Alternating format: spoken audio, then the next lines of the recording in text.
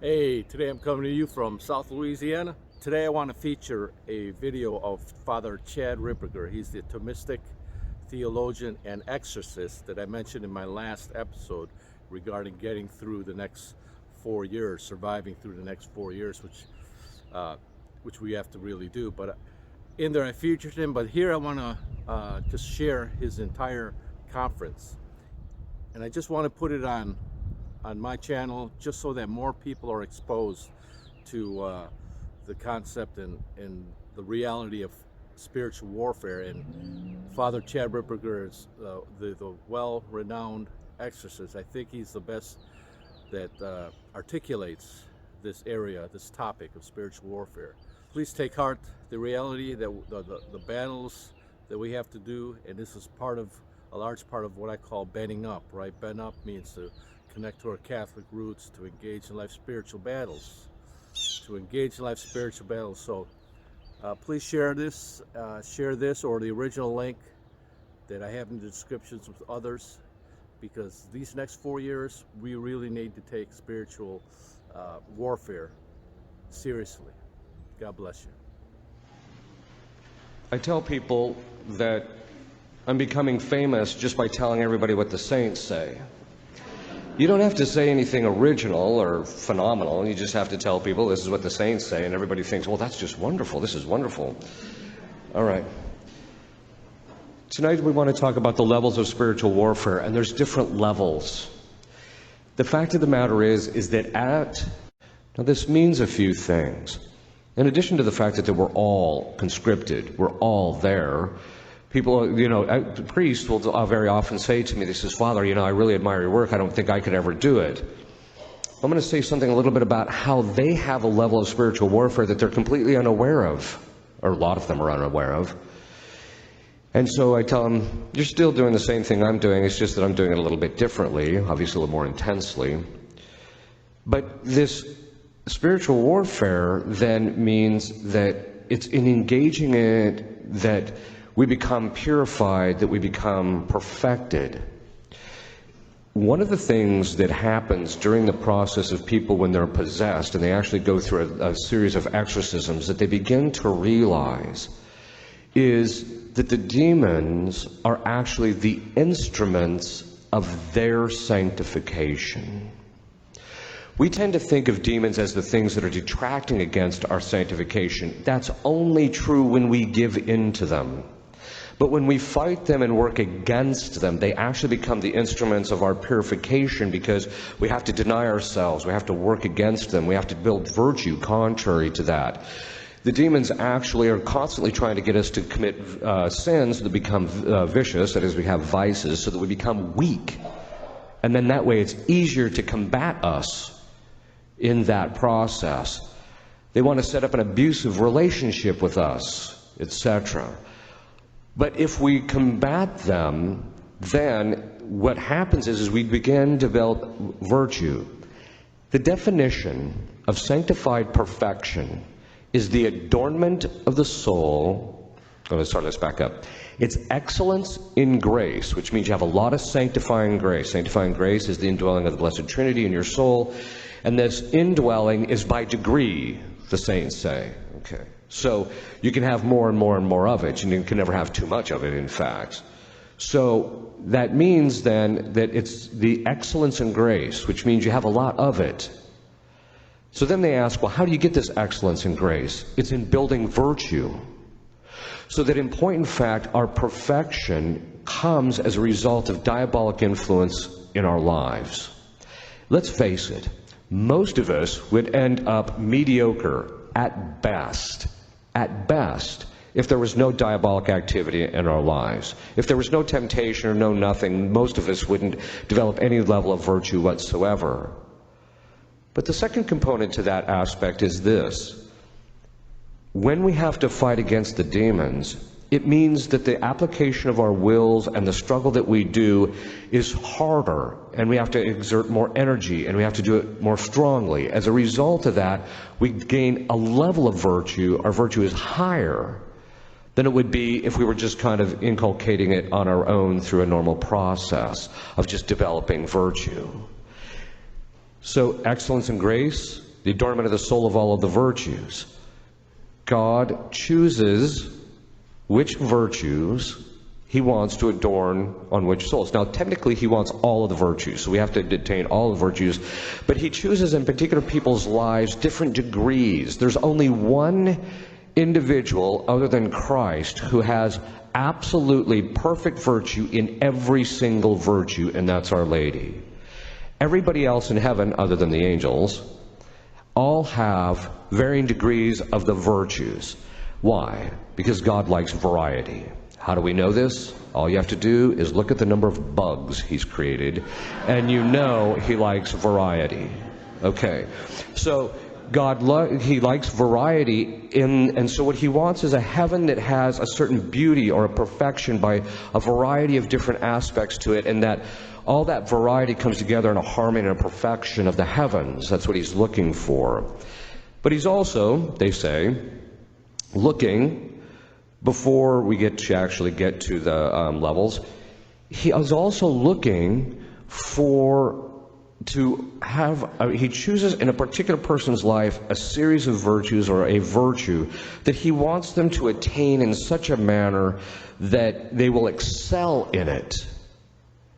Most people fail to realize that the very area that they habitually commit sins in, if you're falling in one particular area of your life on a habitual basis, what that actually tells you is, one, not necessarily the nature of the demon that you're dealing with. We'll talk about that in a minute.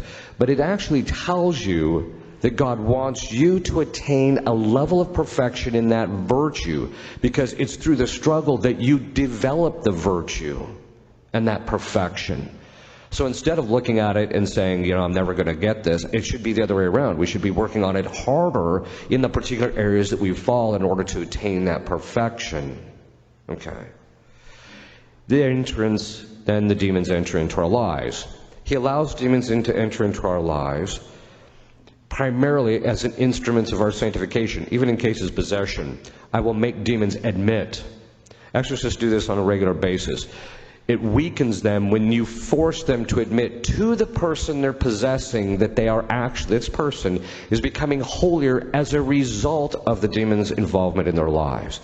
They have to fight against him. They have to constantly make acts of confidence in God. They have to constantly working towards God. They have to work on their own healing. They have to work on their own perfections, their own virtues, their own vices, etc. constantly, because when they're possessed, there's no swimming freely. You either have to fight your way out or you're going to go down. There's no mean. But that's actually also true of the whole spiritual life. There's not a single aspect of the spiritual life in which we must not be working on in some degree if we're not going to attain perfection.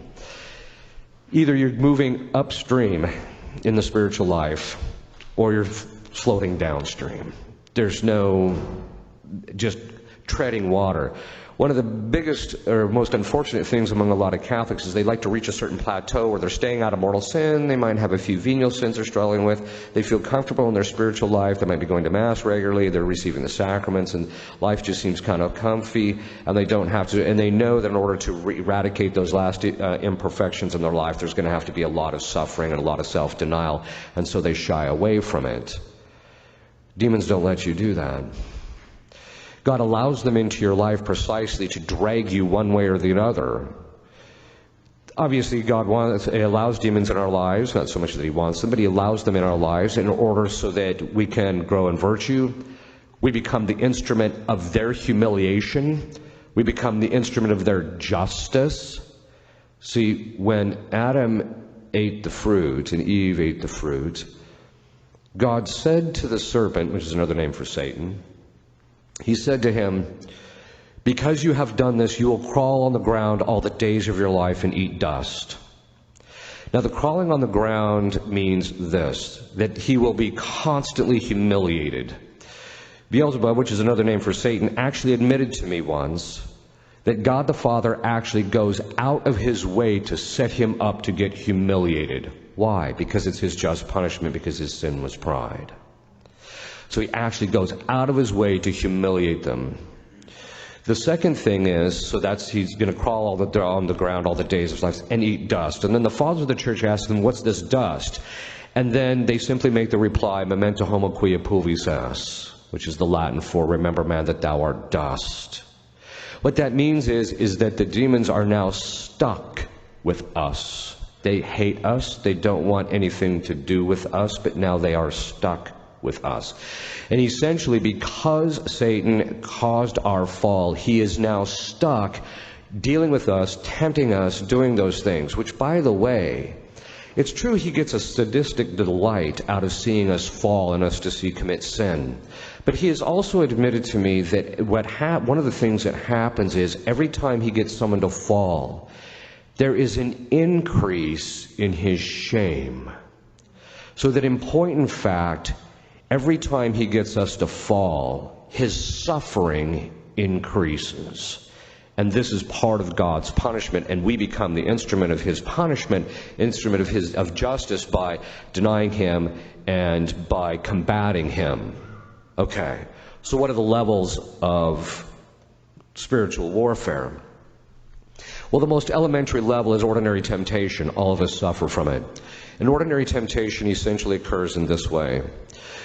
The demons actually can introduce into our imagination images. Now, they can't create images of things that we've never seen before. They can take parts of those things in our memory and put them together in order to create different images. But they can't say, as St. Thomas says, they can't make a blind man see color or imagine color. They have to use something that's already there. This is one of the reasons why I tell people never, under any circumstance whatsoever, under whatever, to ever view any pornography, aside from the fact that some of it's being cursed now.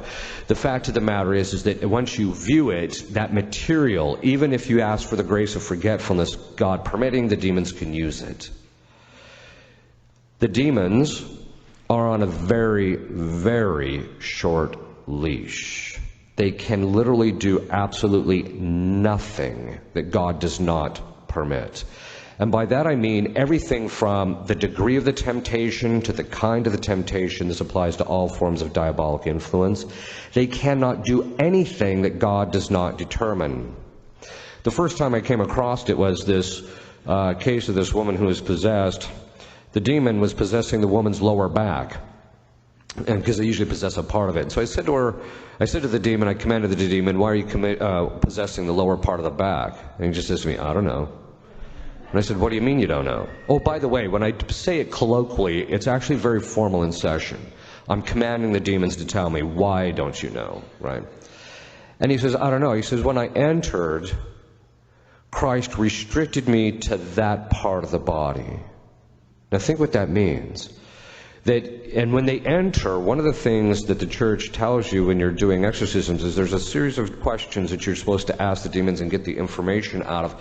And what that actually tells you is, one of them, which is the sign of departure, is that when they enter, at least the head possessor, not necessarily all of them, the head possessor knows the complete dynamic of the possession. He may not know all the details of the process of his getting the boot, but he very often knows the date and the hour when he's going to get kicked out because it's revealed to him.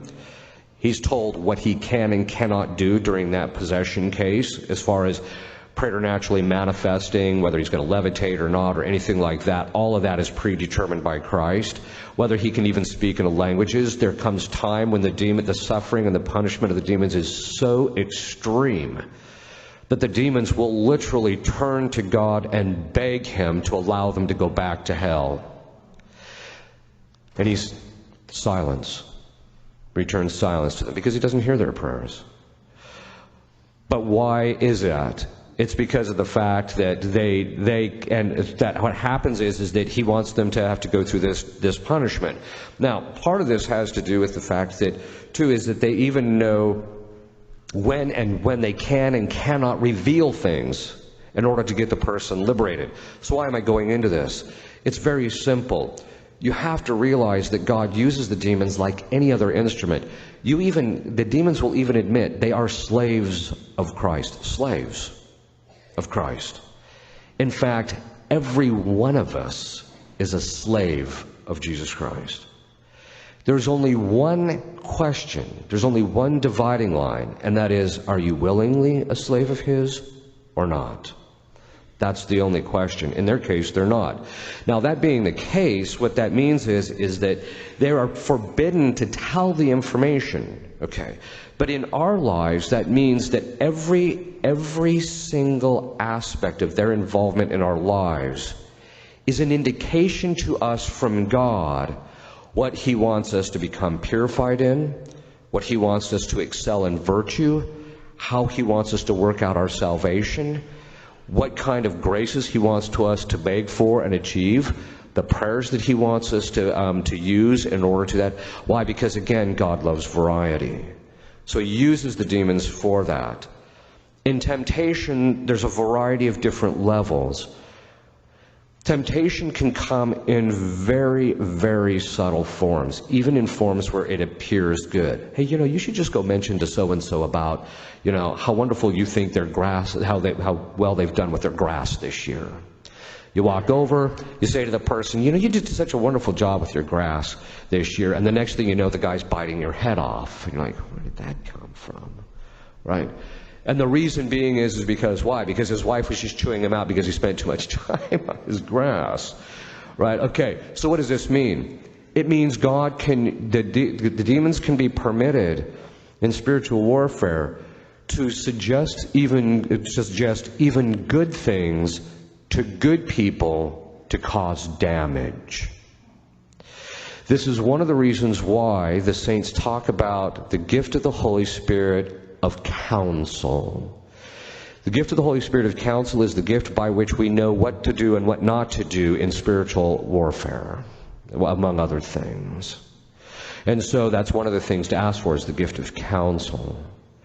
But it also means that there has to be a certain humility on our part to realize that, look, sometimes you're just going to be used as the dope in this particular situation, and you just have to have a certain level of humility to realize that demons can put even good ideas in your head.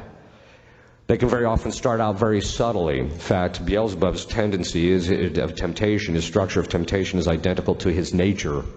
How he manifests in possession is identical to his temptation.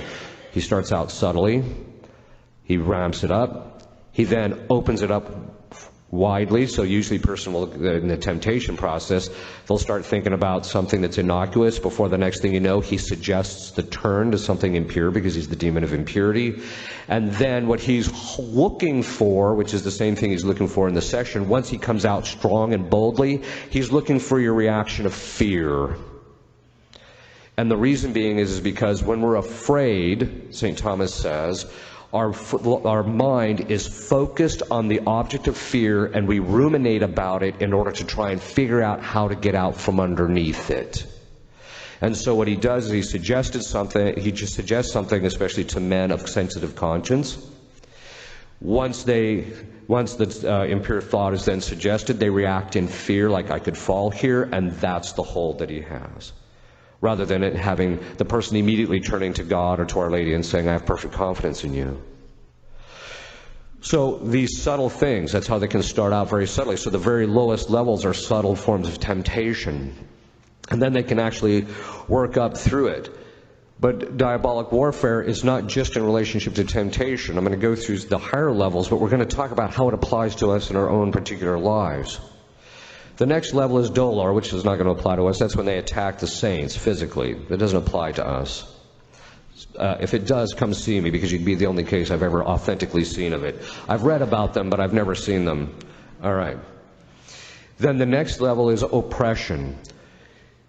This is where they attack people from the outside. Now, there's two forms of oppression, and I've never talked about this before, but Father asked me to talk about stuff in relationship to the upcoming elections. And this is how it plays in.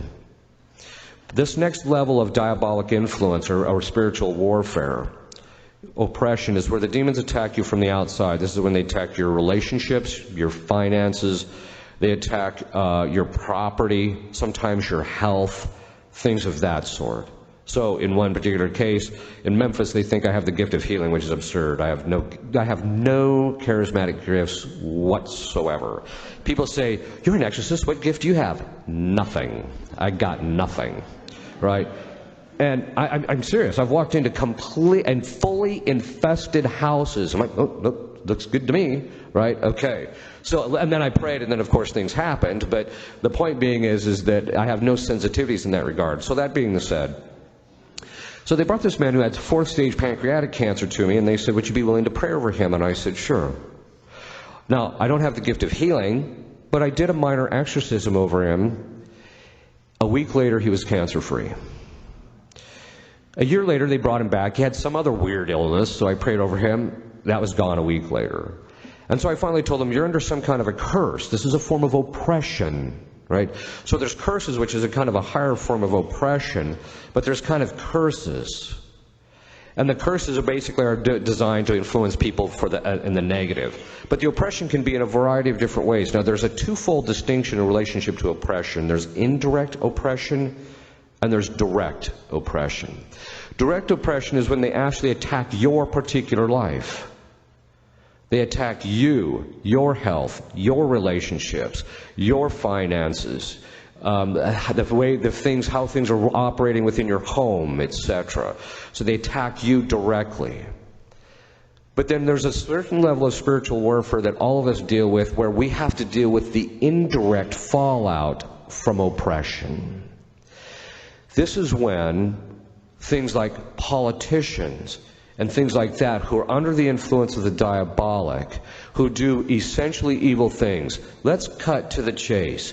We are not living in a political atmosphere where there are differences of ideas. We are living in a political atmosphere where it's good on one side and evil on another. It's not a matter of differences of ideas. The ideas that they throw out are just to promote their evil. It's that simple. If you cut to the chase of it and get down to the bottom of it, there's certain people that are just nefarious. They're just doing evil things. And how do you know this? Every single thing they do maximizes damage within the context of what they're able to do. This is the type of thing that actually ends up affecting us. It is not rocket science. In fact, it's stuff that you can actually read about right on the internet, that there are actual politicians, international politicians, and even some in this country, who are actually involved in Satanism and witchcraft. It's not rocket science. And you can tell it by the stuff that they do. Okay, I'm not going to name names. I can see it now. It'll be all over the newspapers.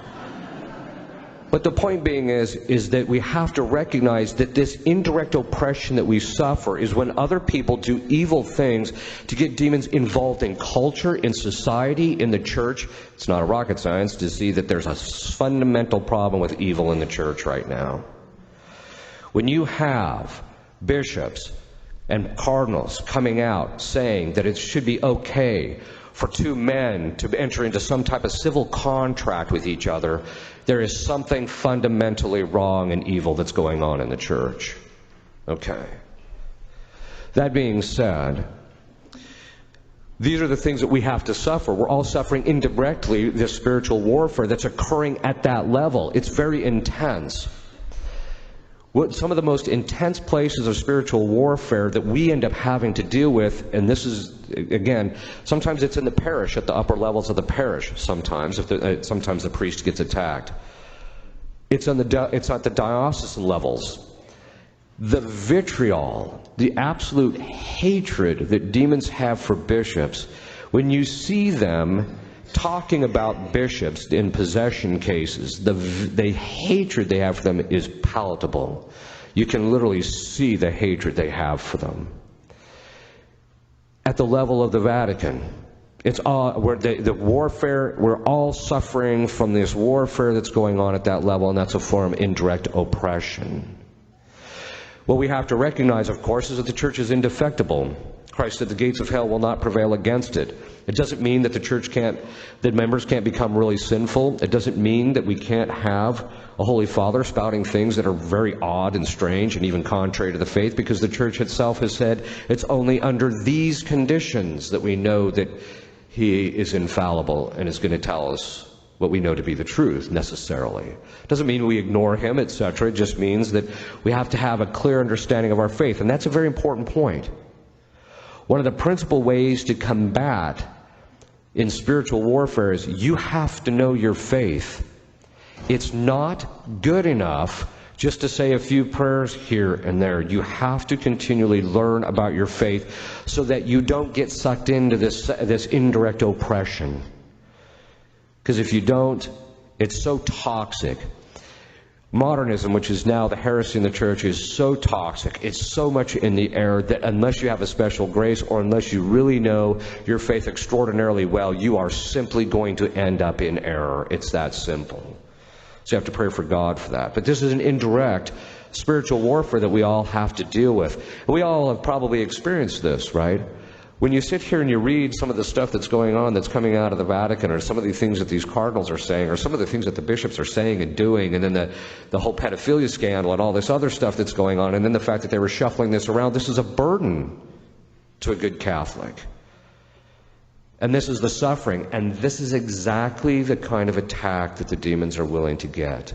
If they can't get to you directly, they're willing to take you down by having you despair or give in to discouragement or disappointment or even scandal in relationship to the church. What, of course, St. Thomas Aquinas says there's two kinds of scandal: active scandal, which is when you actually do something that's scandalous. But then there's passive scandal. And what does that mean? It means when you see somebody do something evil and it causes you to sin or to lose your faith. And he says that is sinful. It doesn't matter what these people do. It doesn't matter what anybody does. It doesn't matter what any priest, bishop, or cardinal, or pope, or whatever they do. It doesn't matter. You should know your faith well enough, and you should not allow it to affect your faith at all. It's difficult, but it's part of the spiritual warfare. But this is this indirect. We also suffer it indirectly in relationship to politics. This is one of the reasons why we, as part of spiritual warfare, you have an obligation to vote. The church has reiterated the fact that John Paul II himself even said in one of his documents that each citizen, if they have the right to vote, has an obligation to vote in order to secure the common good for the society. And it's a negligence to do so. It's a sin. That you have an obligation to get out there and do this. Because why? Because we have an obligation, as Leo XIII said, and as Pius XI said, and of all the saints have said, especially the popes in the last 150 years, that we have an obligation to establish the kingship of Christ even in the secular sphere. Even in the secular sphere. And that means as citizens of this country, we have an obligation to go and vote for those people who are going to uphold life, that is the values of the church, uphold life, protect the common good, make sure that the primary thing, and this is an interesting thing, one of the brainchilds of Freemasonry is communism. And communism, and we know that Freemasonry is diabolic from the top to the bottom. In fact, one demon even admitted to me that the name of every single level of Freemasonry is named after a particular demon. We also know at the very top levels it's actually Luciferian. It's not satanic. Satanic, it means that you actually worship Satan, but it's Luciferian, which means you become your own god. So we know that at the top it's Luciferian. But in the communism, one of the triumphs of communism, one of the ways that communism has spread its errors, as Our Lady said at Fatima, is that everybody thinks that the most important thing in an election is the economy. No, it's not.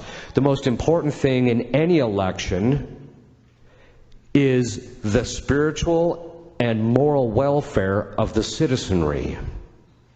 That's the most important thing in an election. The fact that we tend to think it's all about, that the primary thing is about the economy, is the economy stupid? No, actually you're stupid thinking it's about the economy. It really should be about, because why? The only reason that St. Thomas says, he says in his work on De Regimini Principiis, he says, the reason that you have to promote a good economy is so that the citizens can develop virtue. That's what it's there for.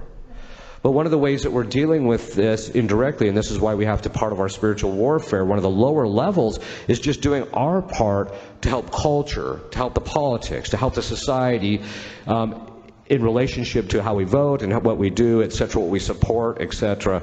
Those are the things that we must do in order to combat the diabolic influence. And that's just all at the level of oppression.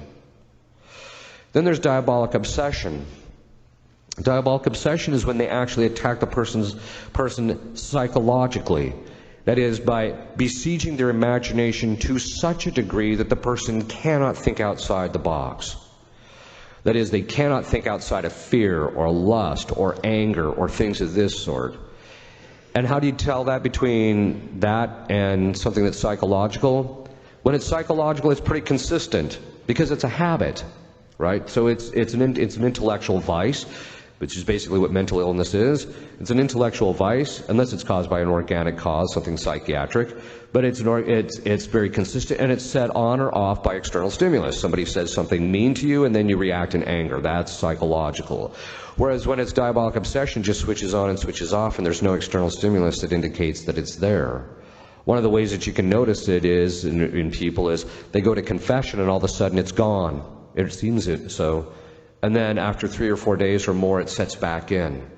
And this can be about any kind of particular sin. In relationship to that, so there's some people are allowed. Why does God allow them into their lives? Sometimes it is actually, as I mentioned, it's obviously because he wants them to become holier through the process. St. Alphonsus Liguori said in one of his works, he said, this business of everybody thinking that God is always going to give them a grace all the time, even at their deathbed, is absurd.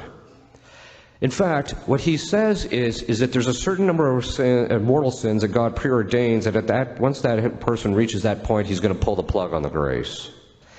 And the person's just not going to be able to combat the diabolic. But that doesn't mean, of course, and how do we know this to be true? We know this to be true because there's the traditional church practice of praying for final perseverance and final penitence.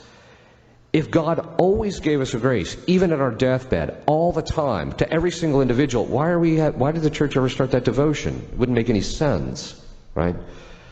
But so why am I going into this? The reason I'm going into this is that God will allow demons into people's lives sometimes to punish them. It's not too common.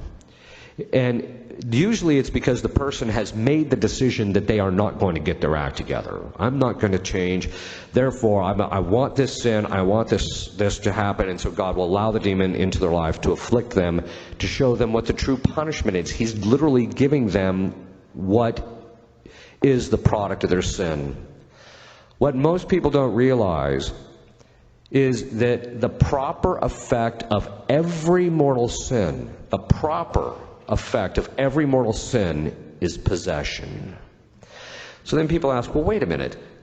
Even I have said that the number of people that are possessed, so we usually vet somewhere between 600 and 800 people a year, the society that I'm in, for diabolic influence. And out of that 600 to 800, only 3 on average, 2 or 3 a year are possessed. So you're talking about a very much less than 0.5%. So, but all these people are committing mortal sins today. You see that in the culture. And so why isn't it that so many people are possessed? Because it's very simple. It goes back to the principle. God controls the demons, not us. So even when we open up the door, it's up to God to determine whether he's going to allow the demon to step through the door, whether it's going to be good for them or not, ultimately. Sometimes he does allow it, but very rarely, does he allow the demon into the person's life as a punishment. But it's part of it is to clue the person in. Look, this is what you've chosen. This is what you wanted. And this is the effect of your sin. This cultural thing is a very key point, because one of the things is, and this is one of the real problems, there is a false understanding of freedom of religion out there. First of all, religion is the sub-virtue to justice. And religion is the virtue by which you render God his due. So technically speaking, there can be no freedom of religion that isn't about God. So the Satanists and the witches will say, well, this is freedom of my religion. It's not a religion. You're calling it that, but it's not a true religion, because a true religion has to do with God. So there's that problem. But the fact is that, and this is one of the reasons when you have a false understanding of freedom of religion, what ends up happening is that the Satanists and the stuff, which we see it, they're using it now to bring lawsuits and things against various states, etc., in order to try and promote abortion, because abortion is their sacrament. So, and this is once it gets into a culture, then it becomes extraordinarily difficult to get out of. The culture, our culture is in a particular precarious situation. Underneath Satan, there are what we call the 5 generals. The 5 generals are the 5 demons that are immediately hierarchically underneath Satan, and they are the ones who execute his plans. In some cases, they call it the table, because it's basically they get to divide up certain things. The first demon under him is Baal. Baal, now, Satan actually is the demon of impurity, but Baal is a demon of impurity. His principal function is to get cultures to succumb to impurity, primarily through fornication. Once the fornication sets in, then what happens is that the perspective that the conjugal act is ordered towards children is lost. From that arises the idea that sex should be recreational and that you can use it for any way you get pleasure, that's fine. So Baal lays the groundwork. We saw this in our own country. It was called the free love movement. He lays the groundwork. The next thing he tries to do is, although in our country he managed to pull something off that was rather extraordinary. The next thing is after that, as we read from St. Paul, God delivers men and women up to their lusts, and men will start to want to sleep with men and women with women. Which basically means what? Once the spirit of fornication sets in, which, by the way, I don't know if you noticed, in the New Rite, they removed from the spirit of fornication, deliver us from the Litany of Saints, at the very time that the free love movement gained ascendancy. What we pray for is what we get. You don't pray for it, you're not going to get it. After that, then what happens is the culture, the next 3 demons show up. The first is Asmodeus. He's the demon of homosexuality in men. Then there's the demon of Leviathan, which is the demon of homosexuality in men, but of the masculine kind. These are the women who are heavy on the heels, we would say. Okay. Then there is the spirit of Lilith, which is the more seductive form of female homosexuality. After those have gained ascendancy in a culture, which, by the way, if you look at the cultures, every single culture is pushed in this direction. Okay. So, historically, not just ours, but historically, this is always the progression.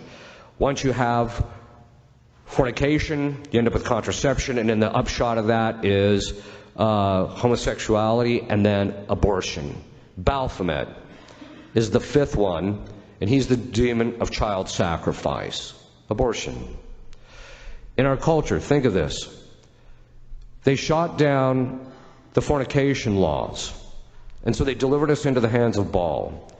Then they had Roe versus Wade and delivered us into the hands of Baphomet.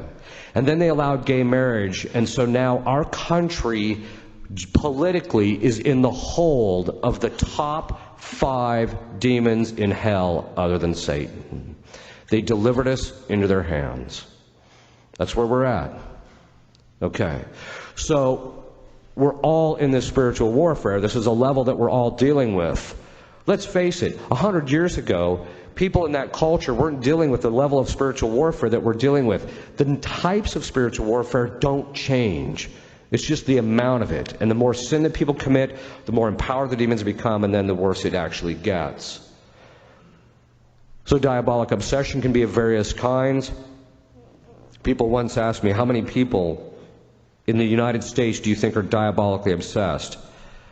And I said, if I had to estimate the adult population, I would say 25% roughly. 2 weeks later after I said that, they actually came out with a statistic that kids between the ages of 18 and 25, 22% of them either have or are currently seeing a psychologist. Then there's diabolic possession, which is rare. It's very rare, as I mentioned. It's less than 0.5% of those people who even show up to us. But possession is becoming more and more of a problem. We're seeing it in the sense that we're seeing it even in the media and in the culture. If you actually look at or listen to some of the women, specifically the women, although the men are involved in it too, in Hollywood and in the music industry, they are openly talking about what's called an incubus, that they have an incubus, which is basically a demon they have sex with. They're openly talking about it.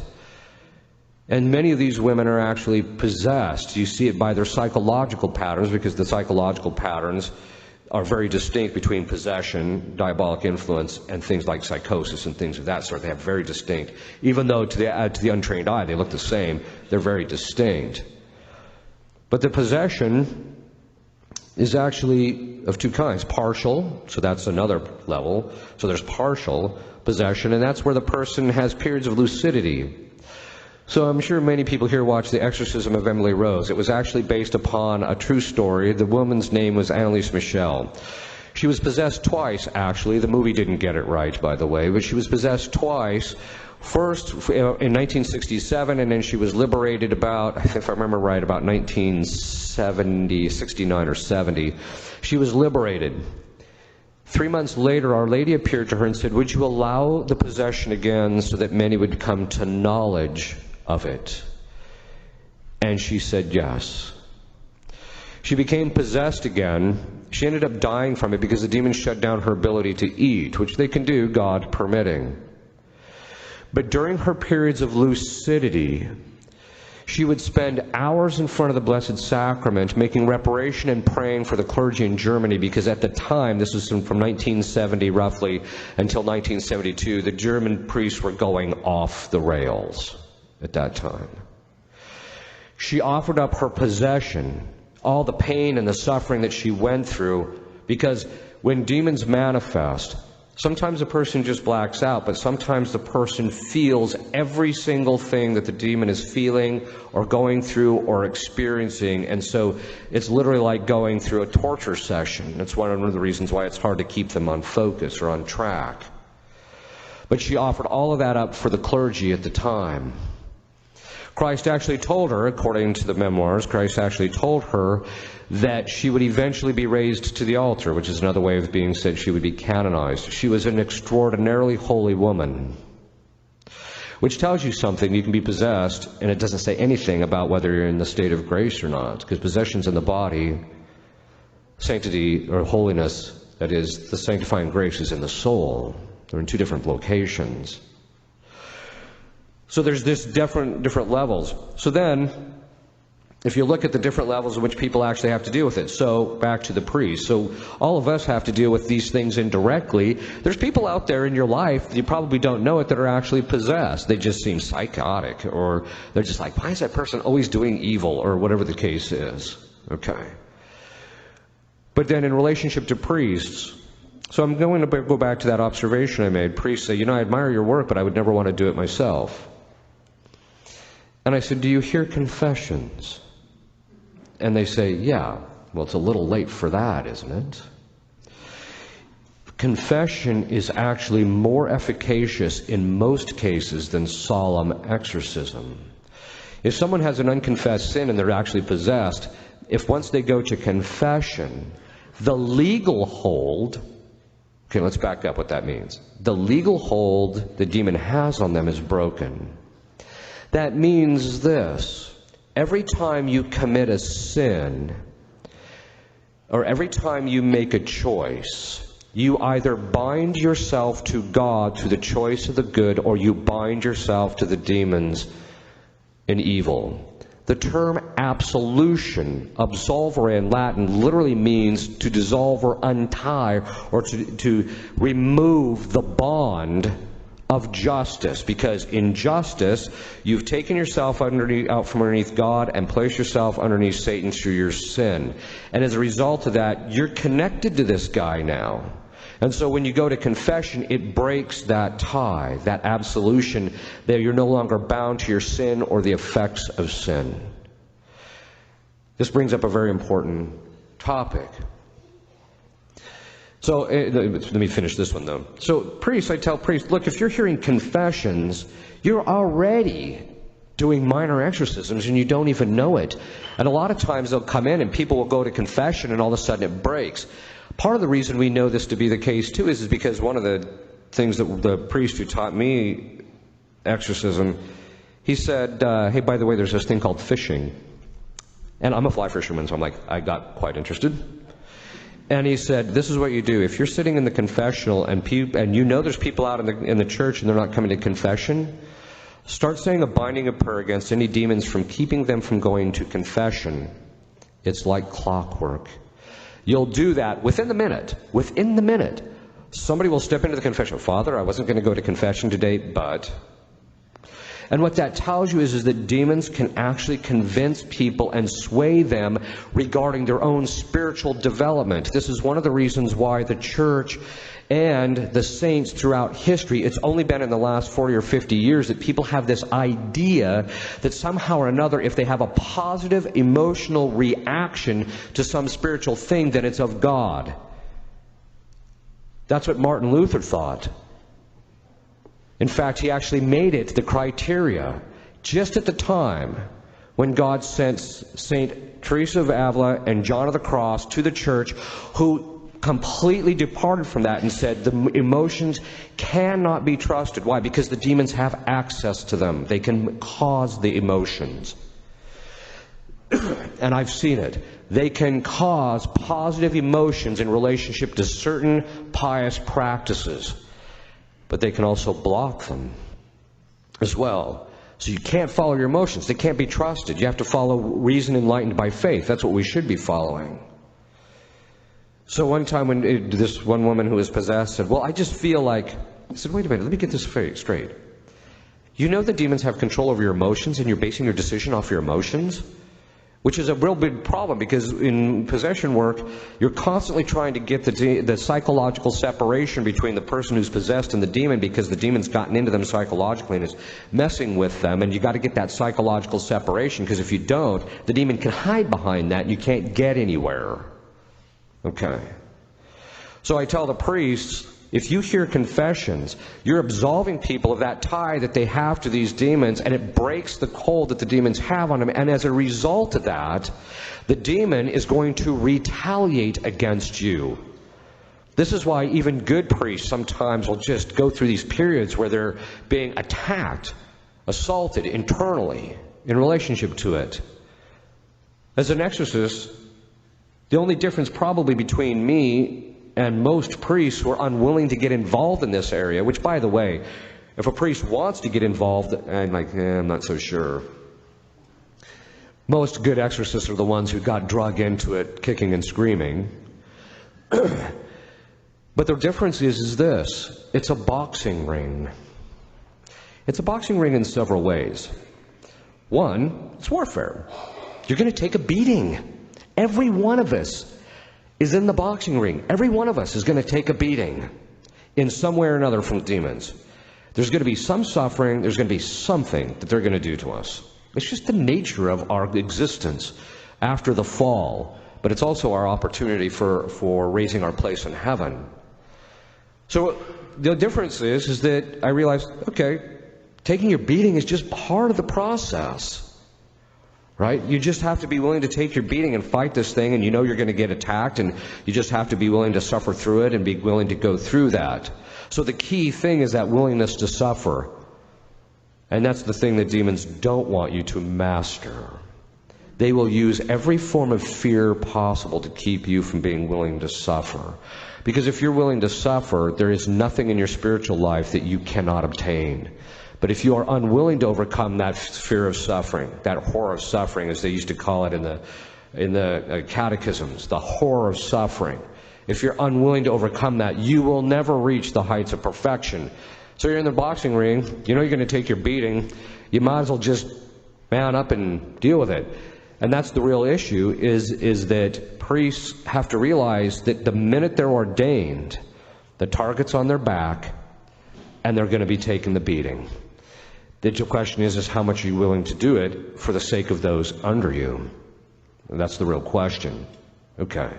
So as an exorcist, yeah, are you dealing with a high level of spiritual warfare? Yeah, you are. It's pretty high. Is it constant? No. Even God gives us reprieves. People will very often ask me, Father, what do you do to get away from it all? I tell them, I smoke cigars and drink scotch. Right? All right. So if someone said, do you really? I said, yeah, once in a while. Like, why do you do that? Because I refuse to allow demons to rob me of a normal life. And that's what demons are trying to do. They envy our lives. They envy the good that we can enjoy. And so as a result of that, they want to rob us of that and make us think, oh, these things are evil, or these things are bad, when in point in fact, as long as you're in moderation, they're fine. But the point being is that, too, you have to be able to leave work at work. This brings up a very key point in spiritual warfare. St. Peter said, be vigilant and watchful, for the devil goes about seeking someone to devour. In other words, you have to be vigilant. Now, vigilance isn't going to seek it out. It just means you keep an eye on it. So if something spiritually disordered arises up in your family or something, if the demons kind of pop up their ugly head, that's when you cut their head off. Not before. You don't go around looking for them, because if you look for them, they'll find you. And so you have to avoid that. So the levels of spiritual warfare can be very high. Probably the highest level of spiritual warfare, though, is actually the person who's possessed, and actually who has decided to cooperate with the will of God and fight their way through it. In fact, I've even told some of the people that have been possessed, I say, okay, now look it. When you get to heaven, you have to be nice to me, because you're holier than me, which means you're going to be above me and you can boss me around. So you have to be nice to me when you get to heaven. Okay. Because they are some of the holiest people I've met. And it's through that spiritual warfare that they gained that level of holiness. I've seen a woman who was possessed by Beelzebub. Beelzebub's another name for Satan. Go 6 months, the demon of impurity goes 6 months without committing venial sin. Venial sin. So when we think to ourselves, oh, I'm struggling in my spiritual life, we don't have a clue. These people's spiritual battle and warfare is on a level that none of us ever experience. And yet God gives them everything necessary, and that should give us confidence and hope, right? It should give us confidence that it doesn't matter what the level of spiritual warfare, what the attack is, what the onslaught is, whether it's in me or whether it's in my family or whether it's in the church or in society or in the culture or in politics. It doesn't matter. In the end, God is the Lord of history. God has control over it, and God will be the one to determine what we can do with it and how we can overcome it. And that just means that we have to cooperate with Him. If He wants the demon in his life, in your life, and usually everybody's got one. Usually most families, in my experience, most families have generational spirit sins that the parents or somebody committed, and it gets passed on from generation to generation as a form of temporal punishment due to the sin. That's all part of the traditional Catholic teaching. Some people think, oh, this is all Protestant. No, it's not. It's actually part of the traditional Catholic teaching. All you have to do is look at Adam and Eve. We all got stuck with the generational spirit, Satan, from their one sin, right? It's just that some people get passed on the specific things. The other thing is, too, is that God wants your sanctification. Now, that tells you something. How much demons are involved in your life and attack you tells you the level that He wants you to obtain in heaven. That's what that tells you. If you have absolutely no demons in your life, which is unlikely, but if you've got just little guys running around, that's a bad sign, right? It's a sign that you're not going to probably get too high, right? Whereas if you're struggling, you're fighting your way through it, etc. This is one of the reasons when I see families who have a strong Catholic faith and they're being besieged, I look at them and I think to myself, God wants holiness out of that family more than it does others. Because that's really what's going on there. I'm not suggesting the demons are good. No, they're completely evil. Their will is completely bent on evil. And one of the things I've got to dispel, because it's all complete nonsense, is this business that says, oh, at the end of time, nobody's going to be in hell because God's going to give people the choice. First of all, that is directly contrary to Revelation. It's directly contrary to the words of Jesus Christ. He said very clearly that the fires of Gehenna are eternal, where the worm dieth not, which is another name for that your conscience will eat at you for all eternity. It will not end. It's a formal part of church teaching that it's a permanent. Once you're in hell, it will last for the rest of eternity. The second thing is those in hell, their wills are fixed. They can't change. Even God isn't going to give them the grace to change anyway, because that's what the church has decreed. But the second thing is that they can't change because their will is fixed in evil. You see this with demons. You'll sit there and say, okay, let me get this straight. So you were created to have the beatific vision, yeah. And you were created to have this phenomenal knowledge and to help people in this way, yeah. And you decided that you weren't going to do that, and you knew the effects of your sin, yeah. And you knew this was going to be eternal, yeah. And you knew you'd be suffering all these things, yeah. And you do it again, yeah. They can't change. They don't want to change. They have chosen, through their choice, they have chosen to attach themselves to the sin that they wanted permanently. For human beings that are in hell, that permanency comes at the time of their death. So either when you die, either your will is fixed in the good or it's fixed in the evil. There's no change.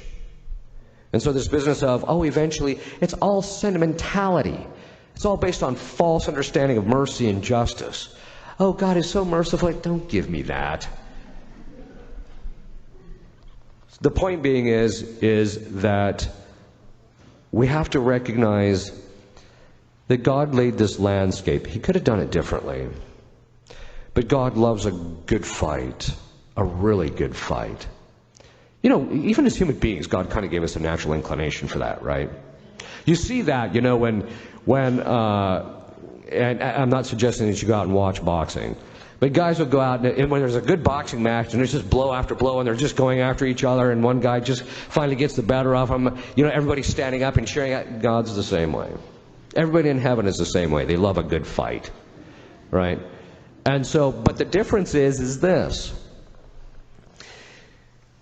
You know, in the movies, when you go to the movies, and these exorcism movies, which I can hardly sit through them, but when you watch them, what ends up happening is they always show the exorcist going in. The dynamic is the exact opposite. When an experienced exorcist steps into the room with with a demon, the demon is scared to death. And the reason he's scared to death is because there's a 500-pound gorilla standing behind the priest, and that gorilla's name is Christ, who's about to beat him so badly that he will get to the point where his threshold of pain is so bad he will simply shut down and can't function. He knows that's what's coming. He knows it's going to go badly. He knows he's going to get humiliated. He knows he's going to have to do and say things that when he gets back in hell he's going to get ridiculed over. He knows all that, so he's scared to death. But that should give us the courage to recognize that when it comes to our own spiritual battles, Christ is standing behind us as long as we are standing with him. So what does that mean? Christ actually said to the apostles, actually it was the disciples, when they came back, they said to him, they were all joyful, and they said that even the demons obeyed us in your name. And he said to them, he said, count not the fact that the demons were subject to you. Don't be glad for that reason. Be glad rather that your names are written in heaven. What does that mean? It means that the more intense the person's spiritual warfare is in their life, it's actually a greater sign of predestination if they cooperate with Christ through that process. But then Christ also said, count yourself as useless instruments. Useless. I can't tell you how many times demons will say in session, you can't make me do this. No, I cannot. One time during one of my conferences, someone asked me, how many people have you liberated? I said, none. I haven't liberated anybody. Now, Christ liberated lots of people in my presence. But I haven't liberated anyone because I don't have the power to liberate anybody. Only Jesus Christ acting through me, through the exorcist, or through you, can he liberate you or people in your family or what have you. The point being is that we are useless, and it's only when we let Christ act through us. And we're going to end it on this line. One time during one of the sessions that I had, this woman was possessed by a demon of fear. And what Christ was asking from all of us, we found out, is that everybody work on humility. Everyone from the exorcist to the woman who's possessed, everybody around to work on humility. And so at a certain point, I got the demon manifested, and I was making him say the litany of humility.